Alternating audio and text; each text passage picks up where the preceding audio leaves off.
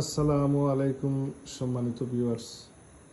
এখন আপনাদের সামনে পবিত্র কালামুল্লাহ শরীফ থেকে তেলাওয়াত করব সূরা ইখলাস।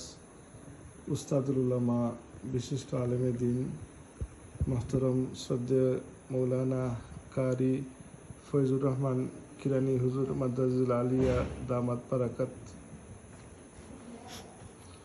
أعوذ بالله من الشيطان الرجيم.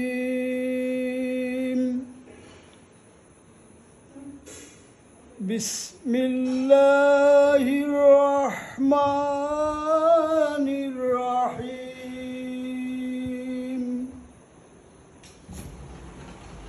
قل هو الله أحد الله الصمد لم يلد ولم يولد ولم يكن له كفوا أحد. মাশাআল্লাহ মাশাআল্লাহ, নারায়ে তাকবীর, আল্লাহু আকবার।